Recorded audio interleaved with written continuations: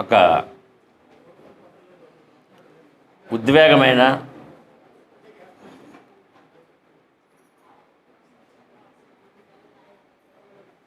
ప్రేరేపిత సంఘటన మనం విన్న తర్వాత మనసు ఒకసారి గతంలోకి వెళ్తుంది మనిషికి సహజంగా.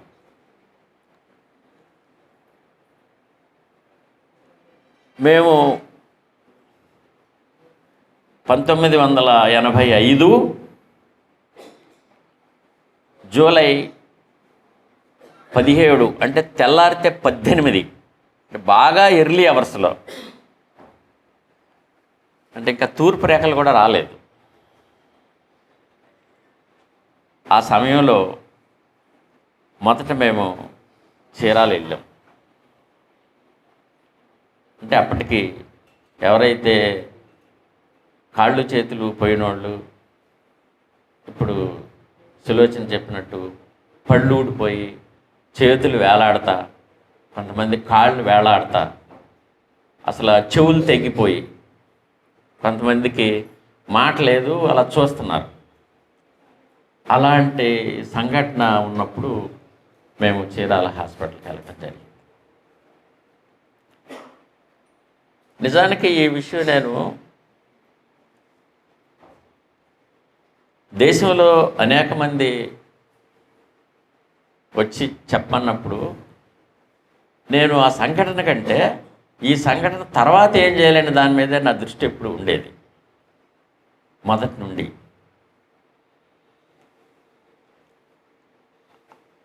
అటు బీబీసీ వచ్చిన, లేదా అమెరికా నుంచి ఇల్లినాయిస్ యూనివర్సిటీ రీసెర్చ్ విద్యార్థులు వచ్చిన, అజిత్ ప్రేమ్జీ యూనివర్సిటీ నుంచి వచ్చిన, ఉత్తరాఖండ్ యూనివర్సిటీ నుంచి వచ్చిన, జవహర్లాల్ నెహ్రూ యూనివర్సిటీ నుంచి వచ్చిన, జేఎన్టీయూ నుంచి విద్యార్థి బృందాలు వచ్చిన, ఎప్పుడొచ్చినా నేను ఆ విషయాన్ని ఎప్పుడు నేను పేపర్ మీద పెట్టడం కాకుండా వాళ్ళతో పంచుకోవటానికి, ఆ తర్వాత ఏం చేస్తే మళ్ళీ ఈ మనుషులందరూ పద్ధతి గల మనుషులు, ప్రజాస్వామ్య పద్ధతులు కోరుకునేవాళ్ళు, ప్రజాస్వామ్యాన్ని కిందిగా అంటే సేవక కులాలు, ఇంకా భారత రాజ్యాంగ టెర్మినాలజీ భాషా పద ప్రకారం చెప్పాలంటే అనుసూచిత జాతులు, షెడ్యూల్డ్ కాస్ట్. ఈ అనుసూచిత జాతులు రకరకాల పేర్లతో విడిపోయి ఉంటారు కదా, ఏంటి అని నేను అనుకుంటూ ఉంటాను. 40 ఏళ్ల తర్వాత ఒక సోషల్ కెమిస్ట్రీ కోసం ప్రయత్నం చేస్తున్న ఈ దశలో మళ్ళీ ఒక కెమిస్ట్రీ ప్రొఫెసరు దీనికి అధ్యక్షత వహించడం కాకతాళీయంగా జరిగిందేమో, డాక్టర్ రాజేంద్ర ప్రసాద్. ఈ సంఘటన కంటే ముందు ఏం జరిగిందనేది నిజానికి సులోచన చెప్పలేదు. చెబితే ఆమె అసలు ఇక్కడ పడిపోతూ ఉంటుంది. నిజానికి హైదరాబాదు నిజాం కాలేజ్ గ్రౌండ్స్లో ఒక టెస్ట్ మనీ జరిగింది. ఆ టెస్ట్ మనీకి దేశవ్యాప్తంగా ఉండే మేధావులు, ఈ సామాజిక రంగంలో పనిచేసేవాళ్ళు అస్మిత ఆధ్వర్యంలో ఒక పెద్ద టెస్ట్ మనీ అంటే సాక్ష్యం అంటామా, ఈ సాక్ష్యం కండక్ట్ చేసినప్పుడు ఆమె చెబుతూ అక్కడ పడిపోతే ఇంకా ఈ మొత్తం మీటింగ్ కంటే ముందు ఈమెకి సపరీలు చేయటం, ఈ హాస్పిటాలిటీ స్టార్ట్ అయింది. అప్పుడు నేను జనంలో ఉన్నా, చూస్తున్నా. కరుణామయుడి సినిమాలో జనం ఏడుస్తూ ఉంటారు కదా, చివరన అంతా బోర్ని ఏడుస్తున్నారు. అసలు నిజానికి ఆ రోజు నాకు ఏడుపు రాలేదు, అంత నాకు అయోమయంగా ఉంది. ఎందుకు ఏడుస్తున్నారు, మామూలుగా చెబుతుంది కదా అని నాకు అనిపించింది. అప్పుడు వాల్గా గారు, వసంత కన్నాభినన్, కల్పన, అక్కినేని కుటుంబరావు గారు, మోహినీగిరి, ఇలా చాలా జాతీయ స్థాయిలో ఉండేవాళ్ళంతా ఆ వేదిక మీద ఉన్నారు. ఇలా అయిన తర్వాత ఆ వసంత కన్నాభిరాన్ గారు ఈవిని పిలిచి, నువ్వు నా దగ్గర తక్కువలో తక్కువ అనుకుంటా 10 రోజులు ఉండు, నీ గురించి నేను రాయాలనుకుంటున్నాను అని ఒక 2-3 సార్లు వచ్చి అడిగిందాం. నేను ఒంటరిగా ఉండలేను, ఒంటరి అంటే మేమందరం ఉన్నాం కదా అంటారు ఆమె. కాదు, నేను అలా ఉండలేనని చెప్పిందాం. ఇది హైదరాబాదు ఆమె నివాసం టీచర్స్ కాలనీ, సికింద్రాబాద్లో మారేడుపల్లి, అదే వెస్ట్ మారేడుపల్లి. ఆ వెస్ట్ మారేడుపల్లి ప్రత్యేకంగా పిలిపించింది ఏమి, నన్ను బయటికి వెళ్ళమన్నారు. నన్ను బయటికి వెళ్ళి ఆమెతో మాట్లాడారు. నువ్వు ఒక్కదానిగా ఉండమని ఆమె కోరుతుంది. నేను ఒక్కరిదానే ఉండను అంటుంది ఆమె. బయటకు వచ్చిన తర్వాత ఆమె మాతో చెప్పింది, ఏం భగత్ సింగ్ అంటే మీ సులోచన అంటుందామని, ఇట్లా మామూలు మొగుడు పెళ్ళాలని అనరు, వీళ్ళు ఎవరు అనరులే, ఎప్పుడు నేను అలా వినలేదు. మీ సులోచన ఇక్కడ ఉండటానికి ఏదన్నా భయమా అంటుంది. నాకు తెలియదని ఉండమంటున్నాను కదా అంటాను నేను. నువ్వు చెప్పవయ్యా, ఎదురుగా ఉంది కదా అంటుంది. ఏమో అక్కడ కూర్చొని ఉంటుంది. ఎందుకు అంటే అసలు ఆ సంఘటన తలుసుకున్నప్పుడు ఆటోమేటిక్గా గొంతెండిపోయి ఒక రకమైన ఏమంటారు దాన్ని, తలదిరిగి సెడేషన్ అంటామా, డాక్టర్ పరిభాషలో సెడేషన్ అంటారేమో మరి, ఆ స్థితికి వెళ్ళిపోవటం నేను చాలాసార్లు గమనించాను. అందుకనే వాస్తవ ఘటననే చాలామంది ఆ సన్నివేశాన్ని చిత్రీకరించే ప్రయత్నం చేసినప్పుడు, రకరకాల టీవీల్లో వచ్చినప్పుడు ఆమె చెప్పలేకపోతుంది. ఈరోజు కూడా, ఈ క్షణాన్ని కూడా. మరి నేను నిన్ననే ఇక్కడ మనం కూర్చున్నప్పుడు ఒక మీటింగ్ జరిగినప్పుడు ఒక పాపనే చూపించి చెప్పా, ఈ వయసులో పడిన ముద్ర అది చెరగదు, అది జీవితం చాలిస్తే తప్ప అని. సరే, నేను విషయానికి వస్తాను. నా పేరు భగత్ సింగ్ అని, చిర్రా నేతాజీ భగత్ సింగ్ అని మీ అందరికీ పరిచయం చేశారు. కొద్దిమందికి నా గురించి వేళ్ల మీద లెక్క పెట్టేవాళ్ళకి తెలుసు. అసలు నాకు కారంచేడు సంఘటన కంటే ఒక ఆశ్చర్యకరమైన విషయం, ఒక నమ్మలేని విషయం, save Indian constitution, save Indian constitution ఏంటి అసలు అనేది నాకు నిన్న నుంచి అర్థం కావట్లా. ఈ దేశంలో, ఈ దేశాన్ని వెళ్తున్న పెరుమాళ్ళు పారిపోయి అమెరికాలో ఉంటే అమెరికా పోలీసులకు ఫిర్యాదు చేస్తే శ్రీ శ్రీమన్నారాయణ చర్యారు స్వామి భారతదేశంలో ఇవ్వాలి కంప్లైంట్ అని చెప్పిన విషయం ఆనాడు పేపర్లో మీరు అందరూ చదివి ఉంటారని. ఎందుకంటే ఎక్కువ మంది మేధావులు, చదువుకున్న వాళ్ళు, పోస్ట్ గ్రాడ్యుయేట్లు, ఇంజనీర్లు, ప్రొఫెసర్లు ఉండి ఉంటారు బహుశా ఇందులో. మరి సేవ్ ద కాన్స్టిట్యూషన్ అని మళ్ళీ భీమసేన ఎందుకు పెట్టాల్సి వచ్చిందో ఇంకా తెలియలా, అర్థం కాల. ఇదొక అనుమానం. అయితే రెండో అనుమానం ఏంటంటే, ఇక్కడ కొద్దిమంది, ఒక 70 మంది సుమారు, ఇంకా ఉంటే 80 మంది ఇక్కడ కూర్చుని ఇంకా వదులుతలేదు, టైం అవుతుంది, మళ్ళీ ఇంకొకరిని పిలిచారనే ఫీలింగ్తో మరి కొంతమంది ఈ విషయాన్ని పూర్తిగా అర్థం చేసుకునేందుకు ప్రయత్నం చేయరేంట్రా బాబు, ఉండండి రాను మరికొంతమంది ఉన్న ఈ దశలో ఒక పెద్ద సమూహం భారతదేశంలో దగ్గర ప్రభుత్వ లెక్కల ప్రకారం, మన పార్లమెంట్లో చదువుతున్న ప్రకారం 12 కోట్ల మంది అన్ని చర్చిల్లో కూర్చుని ఈ దేశాన్ని రక్షించాలని ప్రార్థన చేస్తున్నారు. ఇక్కడ కూర్చున్న వాళ్ళు మాత్రం ఏమయ్యా అక్కడ ప్రార్థన చేస్తే ఏమొచ్చుద్ది, సమూహంగా చేరితే ఓట్లు వస్తాయని ఆ శ్రీనివాస్ గారు హైదరాబాద్ నుంచి వచ్చి ఆయన అంటాడు. ఓట్ల వల్ల ఏమీ రాదయ్యా, అందరూ కూడా భక్తితోటి శ్రీరామ అనుకోండి రాజ్యం బాగుపడుతుందని అమిత్ షా అన్నాడు కదండి. పార్లమెంట్లో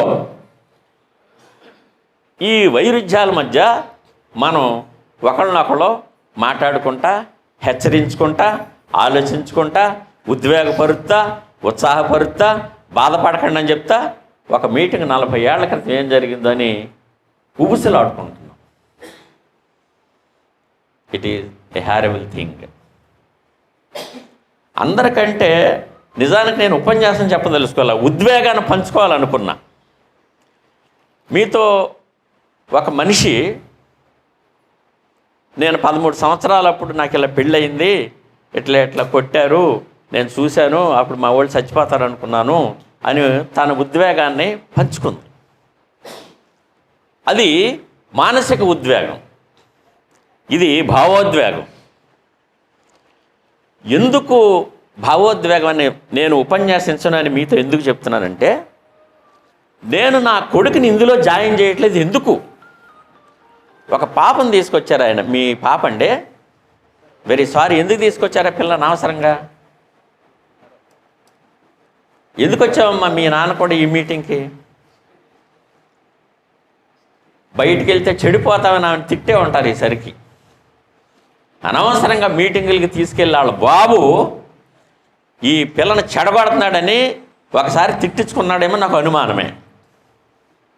మీ పేరేమమ్మా? అమ్మా కూజిత. కూజిత అంటే పలకటానికి అనుకూలంగానే ఉంది కానీ సరళంగానే ఉంది కానీ కొంచెం కూజిత అంటే కోకిలేమో ఇంజనీరింగా న్యాయశాస్త్రం చదువుతున్నారు. ఇందాక కూడా వీళ్ళు బాధపడ్డారు, న్యాయశాస్త్రం అంతా ఎవరి జోబులోకి వెళ్ళిపోతుందని. మరి ఎవరి జోబుల్లోకి వెళ్తుందో తేల్చాల భవిష్యత్తు. ఈ అందరికంటే చిన్న కూజిత అనుకుంటున్నాను. ఇంకా పిల్లలు ఎవరిని ఉన్నారేమో నాకు తెలియదు. మగపిల్లలు ఎలాంటి వాటికి తీసుకొస్తే దేశం చెడిపోద్దని వాళ్ళ తల్లులు అనుకుంటున్నారు. ఆడపిల్లలు వస్తే అసలు ఈ దేశం సర్వనాశనం అయిపోద్దని కూడా చెబుతున్నారు. ఇంకో పాప కూడా కనిపిస్తుంది అక్కడ.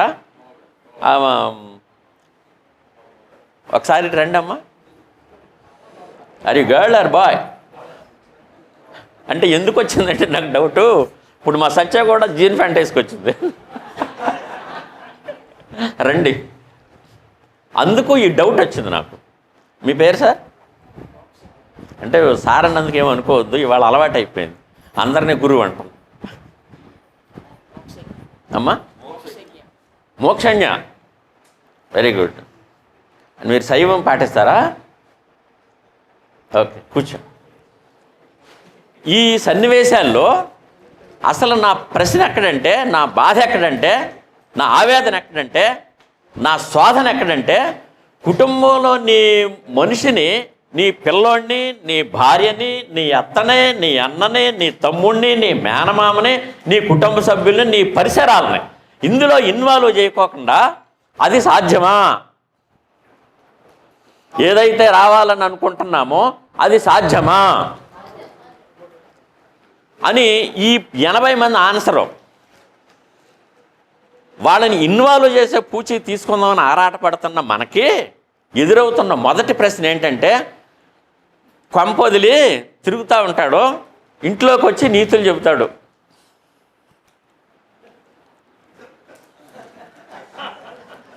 ఇప్పుడు కూడా చెప్పారుగా, మీరు విన్నారుగా. పెళ్ళయింది నాకు, నేను వీళ్ళింటికి నేను వెళ్ళాలా.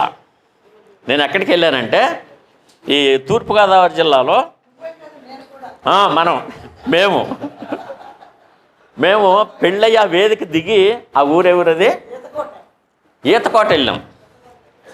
జనరల్గా పెళ్ళయిన తర్వాత ఏమంటారంటే ఈ మగవాడేమో పెళ్ళం కూడా పోతాడు, ఆడదేమో మొగుడు కూడా పోతాడని లోకంలో అంటున్నారు. నేను చూస్తున్నాను, వింటున్నాను, నిజం కూడా. కానీ మేము వాళ్ళ దారిని వాళ్ళు పోయారు, మా దారిని మేము పోయాం. మీరు ఈతకోట మీరు వచ్చారా? నాకు బాగా గుర్తులేదు.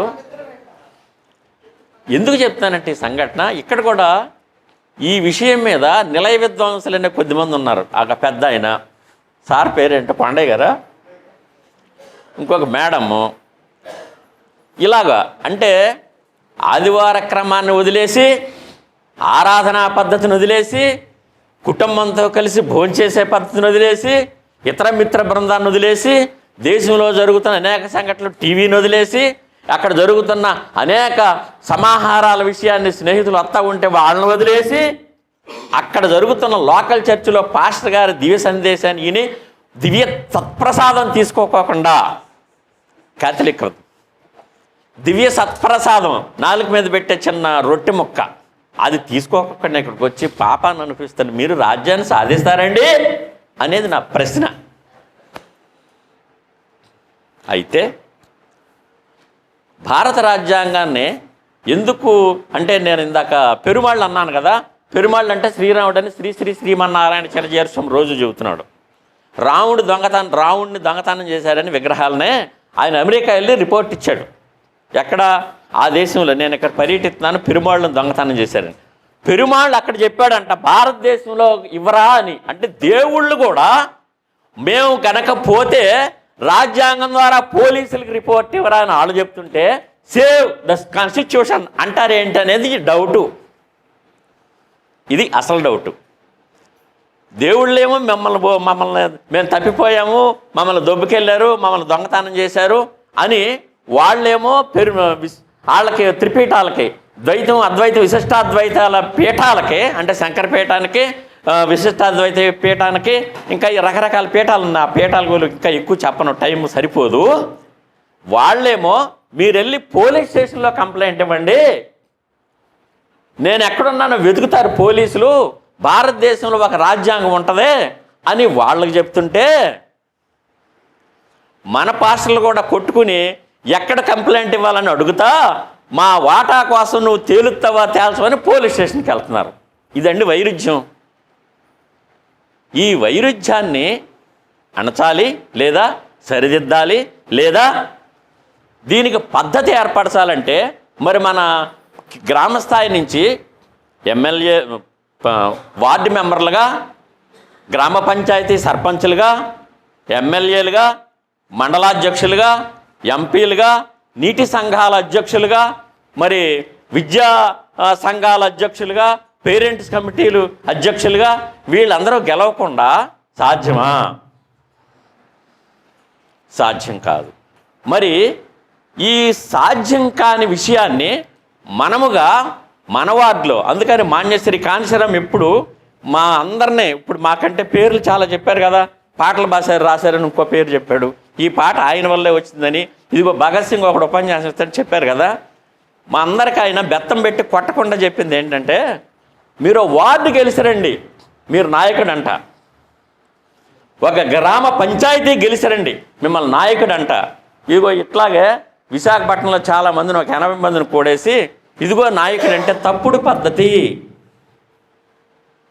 ఈ తప్పుడు పద్ధతిని, తప్పుడు పద్ధతి అంటే ఒప్పుకోరు కనుక మీరు వెళ్ళి ఓట్లని సమీకరించేందుకు కావాల్సిన పని పద్ధతి, ముందు ఇంట్లో వాళ్ళు ఓట్లు వేయించండి, మిగిలిన వాళ్ళ సంగతి తర్వాత అని.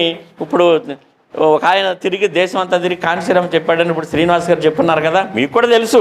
అయితే శ్రీనివాస్ ఇక్కడ చెప్పారు, మీరు అందరూ మనసుల్లో చెప్పుకుంటున్నారు పక్కోడితోటో. దీనికి ప్రాతిపదిక వేయకుండా, లేదా ఆపకుండా, లేదా నిలువరించకుండా, లేదా ఆ విషయాన్ని మరింత సరి అయిన పద్ధతిలో ప్రచారం చేయటానికి అటువంటి ప్రచార యంత్రాంగాన్ని మనం ఏర్పాటు చేయకోకుండా భారతదేశంలో ఇందాకన్నట్టు మనువాదానికి పాడుగడటం సాధ్యమా? సత్సంగ సాధు పరిషత్తు సభ్యత్వం 10 లక్షలు, ఇంకా మిగిలిన వాళ్ళు వేలల్లోనే ఉన్నారు. 10 లక్షల మంది సాధు సంఘాల దగ్గర, అందరి దగ్గర వెపన్స్ ఉన్నాయి కదా. ఏముంటాయి సాధువుల దగ్గర? త్రిశూలాలు ఉంటాయి. ఇంకొకటి ఘటనా కమండలం, అది అంటే ఓడదీసి అందులో కత్తి ఉంటుంది, అవునండి. ఆ తర్వాత ఈ నీళ్లు పట్టుకెళ్ళేది ఏమంటారండి? కాదు, ఏమంటారంటే కమండలంతో పాటు ఇంకోటి ఉంది, మంత్రపు జలాన్ని పెట్టేది ఉందొకటే, అది కూడా వెపనే. మన దగ్గర ఏమున్నాయండి? కర్ర కూడా లేదని ఆయన చెప్పాడు, ఈయన కూడా చెప్పాడు. కర్ర ఎందుకు లేదో అది చర్చించట్లేదు. నేను అనేది ఏంటంటే, ప్రియమైన మిత్రులారా, నిన్న ఒక సభ జరిగింది ఇక్కడ. ఆ కరపత్రం రాసిన పెద్ద ఆయన ఎవరో నాకు తెలియదు. కరపత్రం నేను చదివాను పూర్తిగా. అంటే ఎవరో కండక్ట్ చేశారంటే న్యూ డెమోక్రసీ కండక్ట్ చేసింది ఆ మీటింగ్. స్త్రీలు పురుషులు సమాన స్థాయిలో ఉన్నారు, పురుషులే ఇంకొక 2 తక్కువ ఉన్నారు. నేను లెక్కేశా. మనము మీటింగ్ పెట్టుకున్నాం. మా చంద్రశేఖర్ మీటింగ్కి వెళ్దాం రమ్మని ఆవిడని అడిగితే గ్లోరీ చెప్పిందంట, ఆడవాళ్ళు మీటింగ్లకి వెళ్తారయ్యా, నువ్వు వెళ్ళరా అని చెప్పింది, పంపించింది ఆయన్ని. ఆడవాళ్ళు ఎక్కడికి వెళ్ళాలంటే ఆమె ఆన్సర్ చెప్పింది ఆల్రెడీ. పోనీ పెద్దవాడిని తీసుకెళ్తానని అడిగాడు, వాళ్ళ పెద్ద పిల్లోడిని. ఆడు 10th 7th క్లాస్ చదువుతున్నాడు. అంత పిల్లోడు ఉన్నాడు, హుషారుగా ఉన్నాడు, చాలా క్వశ్చనీర్ కూడా. నాకే చాలా ప్రశ్నలు వేసే మొహం కనపడింది. అంటే పిల్లోడిని కూడా నువ్వు తీసుకెళ్తావా అని అడిగింది. ఇక్కడ మనం చర్చించుకోవాల్సింది ఏంటంటే, ఈ వేదిక మీద ఉన్న మీరు, మనము, నేను. అయితే నాకు అది చిన్న సవరణ ఒకటి ఏంటంటే, మా పిల్లలు ఎలాంటి వాటిలో యాక్టివిటీలో పార్టిసిపేట్ చేస్తూ ఉంటారు, వాళ్ళ పిల్లలు వీళ్ళ పిల్లలు. మనము కారం చేయడు, లేకపోతే మనకి ఈ ఆంధ్రప్రదేశ్లో తెలంగాణ తీసేయాలి, కోస్తా ఆంధ్ర అని పేరు పెట్టకూడదు, కానీ ఆంధ్రప్రదేశ్ అని పేరు పెట్టుకున్నాం. మన మధ్య మన దగ్గర గట్టిగా లెక్కెత్తే 40 పైచీలకు ఈ వివక్షతోటి జరిగిన సంఘటనలు ఉన్నాయి. ఇప్పుడు మా బాబురావు గారు కూడా అక్కడ విజయనగరం దగ్గర లక్ష్మీపేట వెళ్ళి, ఎలా కొడితే ఎలా సాక్ష్యం చెప్పాలి, అలా సాక్ష్యం చెప్తే ఎలా శిక్ష పడుతుంది, ఎలా శిక్ష పడితే ఎలా సంస్కరించబడతారు, ఎలా శిక్షల వల్ల ఎలాంటి ఆధారాలు ఆయుధాలు సంక్రమిస్తాయి, ఆయుధం అంటే లీగల్ వెపన్ వస్తుంది, దాని ద్వారా మరి ప్రభుత్వం రావాల్సిన ఇతర వితరణ సేవలు వస్తాయా అని ట్రైనింగ్ ఇచ్చి వస్తున్నాడు ఆయన. కొంతమంది లాయర్లు తీసుకెళ్ళి, అడ్వకేట్స్. ప్రియమైన పెద్దలారా, నేను మీకు విన్నవించేది ఏంటంటే, గతానుగతిక చరిత్ర కంటే నా కుటుంబాన్ని ఎంత బాగా నేను ఇన్వాల్వ్ చేశాను. ఈ 40 గ్రామాల్లో కనీసం మనం వార్డు మెంబర్లు ఏమైనా గెలిపించుకోగలిగామా, ఈ 40 గ్రామాల్లో సర్పంచులు ఏమైనా గెలిపించుకోగలిగామా, ఈ 40 గ్రామాల్లో ఈ 40 గ్రామాలు నిజంగా వచ్చినట్టయితే మరి 40 మంది సర్పంచులు ఉండేవాళ్ళు కదా. అంటే కనీసం 1-2 నియోజకవర్గాలు ఊరికినే అలవాకగా చూసినట్లయితే ఉండుండే కదా. ఎందుకు జరిగిందంటే, ఇందాక మన జాన్ గారు అన్నట్టు, జాన్ ఉన్నాడో లేదో నాకు తెలీదు, ఆయన అన్నట్టు కారంచేడు సంఘటన జరిగినప్పుడు మాలోళ్ళు, మాదిగోళ్ళు, ఎరుకులోళ్ళు, యానాదోళ్ళు కొట్లాట్లు లేవు, అసలు ఆ గొడవే లేదు. వీడు మాదిగోడ మాలోడని ఏలు పెట్టి వాసన చూసే గుణం లేనే లేదు. మాదిగోడు చచ్చినా మాలోడు చచ్చినా రక్తం ఒకటే. ఎవడు చచ్చినా మనిషి చచ్చిపోయాడనే జ్ఞానం ఉంది ఆ రోజున. ఒక మనిషి చచ్చిపోయాడు. కమ్మోళ్ళు కూడా అంతరంగా డబ్బులు ఇచ్చారు, నాకు తెలుసు, బ్రాహ్మణులు ఇచ్చారు. మా హేతువాద సంఘానికి అధ్యక్షుడు గుత్తా రాధాకృష్ణ గారు నేను నిరాహార దీక్ష కూర్చుంటానని ముందుకు వచ్చాడు. అవును కదా. ఒక్క రాధాకృష్ణ గారే కాదు, పేర్లు నేను అలవాగా ఒక లిస్ట్ అయితే నేను చెప్పను, కానీ ఇప్పుడు అవసరం లేదు కాబట్టి, టైము ఫ్లెక్సిబిలిటీ లేదు కాబట్టి, అన్ని కులాలు కేరళ నుంచి ఒక పిల్లయ్య వచ్చి అప్పటికప్పుడు 10,000 రూపాయలు, 25,000 రూపాయలు, 25,000 రూపాయలు చెక్ రాసి చెల్లాడు మనిషి. చెప్పారు కదా, అన్ని యూనివర్సిటీల్లో వాళ్ళు పూట కూడు మానేసి ఆ డబ్బులు మాకు అక్కర్లేదు లేవాయా అక్కడ పంపించి. ఇందాక మస్తాన్ రావు గారు గురించి చెప్పారు కదా, ఆయన పని ఏంటంటే అంతా తిరిగి బియ్యం వసూలు చేయటమే. అప్పుడు మనకు వచ్చింది ఆత్మవిశ్వాసం. లేదు, ప్రభుత్వం ఒక్క అన్నం మెతుకు కూడా పెట్టక్కర్లేదు, ఒక బియ్యపు గింజ కూడా ఇవ్వక్కర్లేదు, మేమే పొలం కొని, మేమే స్థలాలు తీసుకొచ్చి, మేమే ఇళ్ళు కట్టి, మేమే ఉద్యోగాలు ఇప్పించి, మేమే ఈ దేశంలో కారంచేడు బాధితులు ఒంటరి వాళ్ళు కాదు, ఈ దేశంలో వాళ్ళు మహోన్నతమైన విస్తారమైన కాలనీ కట్టగలరని నిరూపించిన రోజు అది. కానీ పరిస్థితులు ఇప్పుడు అంటూ ఉంటారు కదా, ఒక కుట్ర ఏదో జరుగుతుందని. ఆ కుట్ర భారత రాజ్యాంగం జరిగే రోజున కాంగ్రెస్ పార్టీలో పదవులు పొందినాయనికి వచ్చింది. ఏ పదవి ఎక్కడొస్తేనే ఆ పదవి ద్వారా మాత్రమే అక్కడ సాధన చేసి అండగా దండగా అధికారానికి ఉండగా ఆ మనిషి ఇవాళ భారత రత్నాల్లో మొదటోడో రెండోడో తెలియదు, ఆ రత్నాలకు పూసిన పువ్వులన్నీ పద్మాలుగా వికసిస్తున్నాయి. మనమంతా ఇక్కడ కూర్చుని సేవ్ ద కాన్స్టిట్యూషన్ అని మనం బాధపడుతున్నాం ఈ గదిలో. దీనికి కారణం ఏంటంటే, ఒకటే కుటుంబాన్ని తయారు చేయాల. ఈ కుటుంబాన్ని తయారు చేయకపోవటానికి కావలసిన శిక్ష ఏదైతే పడింది అబ్బాయి. అది నా ఫైనల్లో స్టేట్మెంట్. ఎప్పుడైతే నువ్వు విసిరేసిన తలకు మూలరాయి కదా, సామెతల గ్రంథమేనా, నాకు బైబిల్ అంతగా తెలియదులే ట్రైనింగ్ అయినప్పటికీ. ఈ కుటుంబాన్ని తయారు చేయలేకపోవటానికి పడిన శిక్ష ఏదంటే అప్పుడు నువ్వు ఎవడైతే కొడతాడో, తంతాడో, ఇరగొడతాడో, చంపుతాడో మళ్ళీ వాళ్ళ దగ్గరికి వెళ్ళి, అయ్యా కొంచెం వాళ్ళు కొడుతున్నారో, మేము ఇక్కడే ఉంటాము, ఇక్కడ ఎవడ ఉంటాడే, మేము తలుపులేసి వెళ్తున్నాం, మా సెంట్రీ కూడా ఇక్కడ ఉండలేదు, ఎక్కడ ఎవడవా నువ్వు ఉంటానికి పో, నేను కొడితే తర్వాత రేపు మా వాళ్ళు వస్తారు, కేసు ఫైల్ చేస్తారులే. అయ్యా కేసు ఫైల్ కాదు, ఇప్పుడే కొడుతున్నారు, చంపుతారంట మా వాళ్ళని, మీ ఊళ్ళో వాళ్ళు మీరందరూ ఉండగా ఇంకొకడు ఎవడొచ్చి చంపుతాడయా అని సిఐగా అడుగుతాడు. లేదండి మా వాళ్ళందరూ వేరే వేరే ప్రాంతాల్లోకి వెళ్ళిపోయారు, పారిపోయారు, భయమేసి మా కుటుంబమే ఉంటుంది అంటారు. ఇక్కడే మనకు పిప్పర సంఘటన అదేగా. పిప్పర సంఘటన డైరెక్ట్ స్టేట్మెంట్లు ఇవే కదా, మనం రాసుకొచ్చాం కదా. ఈయన మొన్న వెళ్ళి రాసుకొచ్చిన ఏ ఊరు అది మీరు వెళ్ళారు, మేము కేసు పెట్టమని ఒక సంఘటనకి వెళ్ళారు మీరు, విజయ్ కుమార్ గారు వాళ్ళంతా. ఇక్కడ ఎందుకున్నామంటే కుటుంబాలు తయారవ్వాల. కానీ హిందూ మతం ఏదైతే ఉందో, హిందూ మతానికి నేను దాకా లెక్క చెప్పా, అఖిల భారత సాధు సంఘ పరిషత్తు 10 లక్షలు.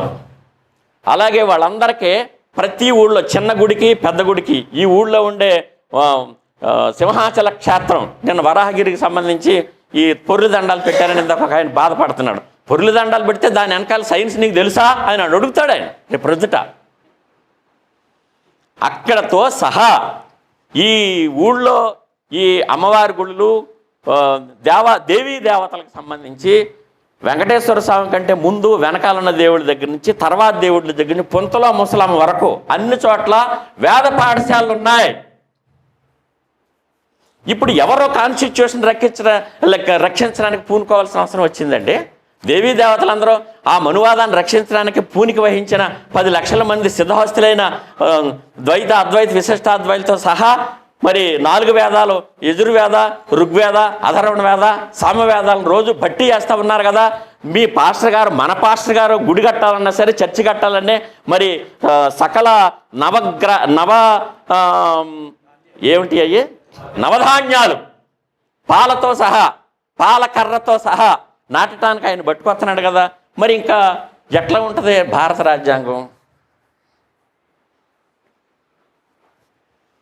కాబట్టి ఆధునిక భారత రాజ్యాంగం అవసరం లేదని ఒక స్టార్ క్యాంపెయినర్ని పట్టుకోవటానికి కావలసిన స్థితిగతులు, ఒక స్టార్ క్యాంపెయినర్కి ఒక ఏమి విసురుతారు, కుక్కకైతే విసురుతారు కదా, ఏమి విసురుతారండి? కుక్కలు బిస్కెట్ల కంటే ఎక్కువే తింటున్నాయండి, కేఎఫ్సీ తింటున్నాయి, తింటలా పట్టుకెళ్ళి ఇస్తున్నారు, కారు కూడా ఇస్తున్నారు కుక్కకే. ఈ దశలో భారత రాజ్యాంగాన్ని రక్షించండి అనే నినాదం ఇవ్వటానికి కావాల్సిన అర్హత కూర్చున్న మనతో పాటు ఉద్యోగాలు సంపాదించిన అక్కడ ఇప్పుడు మా జాన్ అన్నట్టు ఏకవచనంతో ప్రొఫెసర్ గారు ఏమనుకోబాకండి, నాకంటే చిన్నవాడు కాబట్టి అన్నాను. ఈ అన్ని యూనివర్సిటీల్లో ఉండే ప్రొఫెసర్సు, లెక్చరర్సు, ట్యూటర్సు, చిన్న ఉద్యోగాలు చేస్తున్న దగ్గర నుంచి పై ఉద్యోగాలు చేస్తున్న అందరూ కూడా వాళ్ళకు ఉద్యోగాలు భారత రాజ్యాంగం ద్వారా వచ్చిందని అనుకోవట్లేదు. వాళ్ళు ప్రభువైన యేసుక్రీస్తు నామమని వచ్చింది అనుకుంటున్నారు. ఆయనేమో ఈ దేశం ఆయనకి తెలియదు. సరే ఉండవయ్యా, మేము మాతో పాటు ఉండని అంటున్నాడు. ఆయనేమో తండ్రి దగ్గరికి వెళ్ళాడు. తండ్రి దగ్గరికి మనం వెళ్ళాలంటే అయ్యే పని కాదు, మళ్ళీ రాము. ఈ కండిషన్ సంస్కరించాలంటానండి, అది నా అల్టిమేట్ పాయింట్. ఈ కండిషన్ సంస్కరించాలంటే ఇప్పుడు బాబాసాహెబ్ అంబేద్కర్ 1916లో రాసిన ఆయన వ్యాసంలోనే ఒక బ్రాహ్మణ స్త్రీ తాను గనక గర్భిణీ ధరిస్తే, గర్భిణీ 3వ నెల స్టార్ట్ అయిన వెంటనే ఆమె అంటది, రోజు నిత్య నైవేద్యాలు సమర్పించేటప్పుడు, సుప్రభాత సేవలు సమర్పించేటప్పుడు నా బిడ్డ ఈ దేశానికి న్యాయాధిపతిగా ఉండాలి, నా బిడ్డ ఈ దేశానికి రాజుగా ఉండాలి అని రోజు తన నిత్యారాధన. ఇప్పుడు మనం ఏమి యాగాలయ్యి రాజసూయ అంటే నరమేధం జరిగిందనా మీరు చెప్తున్నారు? నరమేధం జరగకూడదా? అశ్వమేధ యాగాలు జరగాలేంటి? నరమేధ యాగాలు జరగకూడదా? ఇంకా పుణ్యం వచ్చింది కదా అని బ్రాహ్మణ వర్గం నిత్యము కైంకర్య సేవలు చేస్తూ ఉంది.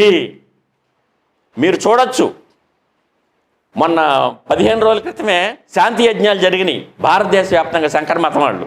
ఆ శంకర మతంలో ఇదే యజ్ఞం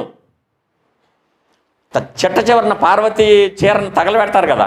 మీరు యజ్ఞాలకు వెళ్ళారో లేదో నాకు తెలియదు, యాగాలకు వెళ్ళారో లేదో నాకు తెలియదు, కానీ చిట్ట చివరిన ఆ పార్వతి యొక్క వస్త్రాన్ని, నూతన వస్త్రాన్ని, అది కూడా ఆధునికమైన ఖరీదైన వస్త్రాన్ని ఆ యజ్ఞగుండంలో వేస్తారు. అది తగలబడతా ఉంటే అక్కడ స్వాహ, అన్నీ స్వాహయే కదా, స్వాహా మంత్రం 1000 సార్లు పఠిస్తారు. మీకు చాలా కొద్దిమందికి తెలిసి ఉంటుంది పార్టిసిపేట్ చేసి. నేను పార్టిసిపేట్ చేసి, ఎందుకంటే నాకు వాళ్ళు ఘనాపాట్లు నా ఫ్రెండ్స్ ఉంటారు కొంతమంది, వాళ్ళు తప్పనిసరిగా రమ్మని మన కోరతారు. రోజు మా ఇంటికి వస్తే వాళ్ళు తప్పనిసరి పరిస్థితుల్లో మజ్జిగెత్తే తాగి జాగ్రత్తగా మూడు దుడుచుకుని వెళ్తూ ఉంటారు. ఈ చర్యని నిలుపుదల చేయటానికి భారత రాజ్యాంగ ప్రతిపత్తిని, ఇప్పుడు మనం చదువుకున్న విద్య పీపుల్ అని స్టార్ట్ చేశాం కదా, భారత రాజ్యాంగం, నేను భారతీయ పౌరుణ్ణని, దీన్ని నిత్యము ఇంటిలో పారాయణం చేయాలి అని చెప్పటమే నా అల్టిమేట్ ఉద్దేశం. నిత్యపారాయణం ద్వారా భారత రాజ్యాంగాన్ని మన ఇంట్లో పిల్లలకి నేర్పటానికి ప్రారంభించండి, ఇది నా విన్నపం. అలా నేర్పకపోతే భారత రాజ్యాంగాన్ని రక్షించండి అని ఏడవటం తప్ప, భారత రాజ్యాంగాన్ని అమలు చేయండి అని ఘోషించడం తప్ప అమలుకు నోచుకోని పరిస్థితులు ఈ దేశంలో ఉన్నాయి. ఇది నవ్వునా కాదా? నా పిల్లోడికి భారత రాజ్యాంగమే తెలియదు, ఆ పుస్తకమే తెలియదు. ఇప్పుడు మా పెద్ద అయిన మా అందరూ కలిపి మాకు భారత రాజ్యాంగం ఇచ్చిన పుస్తకం జాగ్రత్తగా అతికిచ్చేసాడు. వలవనా అని అడిగా నేను, అది వలుస్తానన్నా. ఏంటంటే అదే కాదు, ప్యాక్ చేశాడు కదా, గట్టిగా ఇంత ప్యాక్ చేశాడు. నేను వలుస్తాను అన్నాను ఆయన్ని. పర్వాలేదు అని చెప్పాడు ఆయన నాతోటి. నేను అనేది ఏంటంటే, భారత రాజ్యాంగం ఇప్పుడు నేను చాలా చోట్లకి వెళ్తూ ఉంటాను, 8,000 బైబిల్, 8,000 రూపాయలు ఖరీదు కలిగిన బైబిల్ ఉంటుంది ఇంట్లో. ఎందుకంటే చాలా లైట్ వెయిట్ పేపర్ తోటి ప్రింట్ చేయాలి కదా. సాధారణంగా కొనుక్కుంటేనేమో 2,000, 300 ఏది బైబిల్ సొసైటీ వాళ్ళు వేసేది. బైబిల్ ప్రచురణ ఖరీదు ఇవాళ ఆంధ్రప్రదేశ్లో 600 కోట్లు, 600 కోట్ల రూపాయలు ప్రచార ఖర్చు నడుస్తూ ఉంది. అంటే పార్లమెంట్ వేశారు. అయితే భారత రాజ్యాంగం యొక్క గుర్తు ఏనుగు కదా, అవునండి. భారత రాజ్యాంగం యొక్క ఏమంటారు దాన్ని, లోగో. నాకు పెద్దగా గుర్తులు గుర్తుండవు, అందుకని లాయర్ గారిని అడుగుదాం అనుకున్నాను. భారత రాజ్యాంగం యొక్క లోగో ఏనుగు కదండి, ఏనుగే, ఇంకా సందేహం లేదు. భారత రాజ్యాంగం యొక్క లోగో ఏనుగు. దీని మీద ఏనుగు గుర్తు కూడా అయితే బాగుండేది డిజైనరు, మరి ఆయన ఎవరో సరే తర్వాత చూద్దాం. దాసరి చెన్నకేశులు గారు రాశారు ఆ బుక్, నా దగ్గర ఉంది. పెద్దలారా, అధినాయకులారా, మేధావులారా, విద్యావేత్తలారా, స్నేహపారంగతులారా, మిత్రులారా, కుటుంబంలో మన పిల్లలకి రాజ్యాంగము ఇది అని చూపించకుండా, రాజ్యాంగాన్ని చెప్పకుండా, రాజ్యాంగాన్ని వల్లివేయించకుండా, రాజ్యాంగాన్ని ధారణ చేయకుండా, రాజ్యాంగంలో విషయాలు నిత్యము మనం అన్నం తినేటప్పుడు, ఆ అన్నం తినేసిన తర్వాత పండుకునేటప్పుడు, మధ్యాహ్నం పూట, ఇంటి చర్చిల్లో, పండుగల్లో, పబ్బాల్లో, నూతన వస్త్రధారణలో వాళ్ళకి బోధించకుండా ఎలా తెలుస్తుంది? ఒక హిందువు తల్లి ఉదయాన్నే లేచిన వెంటనే కౌసల్య సుప్రజారామ పూర్వాసంధ్య ప్రవర్తత అని మొదలు పెడుతుంది. వాడికి సిలబస్ కూడా అదే. వాడు రాముడిని ఏమంటాడంటే 100 పేర్లు ఉంటాయని వాడు రామసేతు, రామప్రభ, రామకేతు, రామసంకేత, రామభద్ర అని వాడు చెప్తున్నాడు. వాడికి వచ్చి ప్రశ్న కూడా అదే. అక్కడ వాడు తెలుగు పాఠంలో పోతన పద్యాన్ని రాయమంటే వాడు అలవాక రాయగలుగుతున్నాడు. ఎందుకని? వాడి ఇంట్లో సిలబస్సు, వాడి పాఠశాలలో సిలబస్సు, వాడు చెప్పుకునే సిలబస్సు, వాడు మాట్లాడుకునే సిలబస్సు, వాడు వాచిక సిలబస్సు, వాడు అభినయ సిలబస్సు ఒకటే. నా ఇంట్లో సిలబస్ అది కాదు. నేను ఒకటి చెప్తాను, బళ్ళోకి ఒకటి చెప్తాడు, పిల్లోడు బుర్ర తిరుగుతుంది. పిల్లోడు బుర్రకు అర్థం కావట్లా. ఏంటో మా నాన్నకి చెప్తాడు. మా అమ్మ ఇదిగో రోజు ఎల్లు బైబిల్ పెట్టుకుని సంకలో గట్టిగా పట్టుకుని ఇగో జోబులో పెడుతుంది డబ్బులు. ఎంత చంద అయ్యాలో 10 రూపాయలు అయ్యి, లేకపోతే 5 రూపాయలు అయ్యి, మన స్థాయికి తగ్గట్టు అది కూడా. కానీ పంతులేమో తెలుగు పాఠాలు ఇది చెప్పట్లా. సిలబస్లో ఇది లేదు. ఎన్సీఆర్టీ సిలబస్లో ఉందా? సిబిసిఎస్ఈలో ఉందా? ఐసిఎస్ సిలబస్లో ఉందా? పంతులు ఎవరైనా ఉండుంటే తెలుస్తుంది. మా ప్రొఫెసర్ గారు ఉన్నారు కదా, మరి ఆయన కూడా మా సిలబస్ ఉందా అండి ఇందులో? లేదంటాడు ఆయన. నేనంటే అది పెద్ద చదువుకోలేదు, చదువుతున్న మాట. ఈ కౌంటర్ ఏదైతే ఉందో ఈ కౌంటర్ని సరిచేయకోకుండా భారత రాజ్యాంగాన్ని మన వర్గాలకు తీసుకెళ్ళటం సాధ్యమా? అసాధ్యం. ఈ అసాధ్యాన్ని సుసాధ్యం చేయాలంటే తప్పనిసరిగా ఇంట్లో మొదట ప్రారంభించాలి. ఇల్లు ప్రత్యక్ష కార్యాచరణకి పూనుకోకపోయినట్లయితే అది వాడలోకి ప్రచారానికి రాదు. వాడలో ప్రచారానికి రాకపోతే ప్రజానీకానికి, ప్రజా సమూహానికి, ప్రజా జనావళికి ఇది తెలియదు. తెలియని విషయం గురించి మనం కొద్దిమంది బాధపడటం వల్ల ప్రయోజనం లేదు. ప్రయోజనం సాధన అవసరం. కాబట్టి ఈ రోజు నుంచే మనం స్టార్ట్ చేద్దామా? నిశ్శబ్దమే జవాబు. అక్కడ జై శ్రీరామ్ అంటే అందరూ లేచి జై శ్రీరామ్ కేకలేస్తారు. మనం స్టార్ట్ చేద్దాం అంటలేదే మరి. ఈ ప్రారంభం లేకపోతే ఇదే ద ఎక్స్టెన్షన్ ఆఫ్ కృషి. కృషితో ఆస్తి వచ్చేదో లేదో తర్వాత సంగతి, కానీ కృషితో నాస్తి సంగతి వదిలే. కృషి లేకోకుండా కుటుంబంలో పిల్లలకు, విద్యార్థులకు, గృహిణికి, తల్లిదండ్రులకు, మన వాడలో ఉండే అందరికీ నేర్పటం సాధ్యము కాదు. మనం కోరుకునే ఏదైతే ఏం రావాలా? రాజ్యాధికారం కదా రావాల్సింది. రాజ్యాధికారం సంగతి పక్కన పెట్టి రాముడే తంతనాడు. రేపు పొద్దున్న ఇంకో వరసెట్టి రేపు 2029లోనా ఇప్పుడు స్టార్ట్ చేశారు. ఉత్తరప్రదేశ్లో తంతనారుగా గట్టిగా, ఒరిస్సాలో కూడా తంతనారులే, మణిపూర్లో కూడా బాగానే తిన్నారు. అంటే చంపుడు సంఖ్య పెరగాల. ఆ చంపుడు సంఖ్య పెరగటానికి ఎందుకంటే మళ్ళీ మనం పెట్టుకోవాలి కదా, ఒక బోర్డు పెట్టాలి. మళ్ళీ మనం ఎంతమందిని చెప్పారు కౌంట్, ఇప్పుడు ఎంతమంది అయ్యారో ఆ చుండూరు వాళ్ళు వీళ్ళనే చెప్పుకుంటున్నా, ఇంకా చాలా ఊళ్ళు ఉన్నాయి.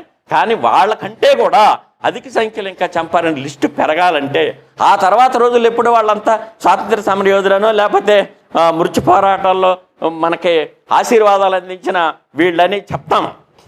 కానీ ఈ రోజు నుంచే మనం చేయవలసిన పని ఏంటంటే భారత రాజ్యాంగం యొక్క మౌలిక స్వరూపాన్ని, భారత రాజ్యాంగం యొక్క షెడ్యూల్ని, భారత రాజ్యాంగం యొక్క ప్రియాంబుల్ ఏదైతే ఉందో ఆ ప్రియాంబుల్ని, పీఠికను మన ఇంట్లో పిల్లలకి నేర్పకుండా భవిష్యత్తులో భారత రాజ్యం బహుజనులకు రావాలని చెప్పడంలో అర్థం లేదు. కాబట్టి నేను కారంచేటి సంఘటన పెద్దగా చెప్పకపోవటానికి రీజన్ ఇది. నిన్న కూడా ఒక ఆయన అన్నాడు నన్ను, మిమ్మల్ని కారంచేటి సంఘటన చెప్పంటే భవిష్యత్తును తయారు చేయమంటారని అడిగాడు ఒక ఆయన. నా జవాబు ఏంటంటే, మనము సుమారు 80-90 మంది అనుకుంటాం. అంటే 90 కుటుంబాలేగా. ఈ 90 కుటుంబాలు ఈ మిషన్ స్టార్ట్ చేయాలా. ఈ మిషన్ ఏదైతే ఉందో ఈ మిషన్ని వారానికి ఒకసారా, రోజుకి లేకపోతే వారానికి 2 సార్లు 3 సార్లు అనే ఒక మిషన్ కనుక స్టార్ట్ చేయకపోయినట్లయితే భారత రాజ్యాంగాన్ని ప్రజలకు తెలియజెప్పుకోకుండా, ప్రజలకి బోధించకుండా, ఆచరణాత్మక సూత్రంగా భారత రాజ్యాంగంలో విలువల్ని నిత్య బోధన, నిత్య పారాయణ, నిత్య ఆరాధన, నిత్య క్రమానుగత, నిత్యము దాన్ని మనసులో ప్రేరేపించుకునే ఒక శతకంగా చెప్పకపోయినట్టయితే మన సభలు, మన సమావేశాలు, మన చర్చాగోష్ఠులు, మన పాంఫ్లెట్లు, మన సాహిత్యం ఒకచోటే ఉండిపోతుంది. అలా ఉండనివద్దని భారత రాజ్యాంగం సేవ్ ద కాన్స్టిట్యూషన్ అనే స్లోగన్కి సరైన అర్థం, సరైన పరమార్థం కల్పించాలంటే మనమందరం ఆ కృషి వైపు నడపాలని, కేవలం నరమేధాలను తలుచుకుంటే కాకుండా నరరాజ్యాన్ని తెచ్చుకోవాలంటే, నరమేధాన్ని అడ్డుకోవాలంటే ఈ దేశంలో కాన్స్టిట్యూషన్ తప్ప వేరేది లేదు అని చాటి చెప్పడం మార్గమని, ఆ మార్గంలో మనందరం నడుద్దామని, ఆ నడకలో పెద్దలంతా ఉండాలని, వాళ్ళ వెనకాల మేము నేర్చుకుని మరింత ముందుకెళ్ళాలని, దానికి సోషల్ కెమిస్ట్రీని మరింత ముందుకు తీసుకెళ్లాలని చెప్తూ ముగిస్తున్నాను. జై భీమ్, జై భీమ్, జై భీమ్, జై భారత్.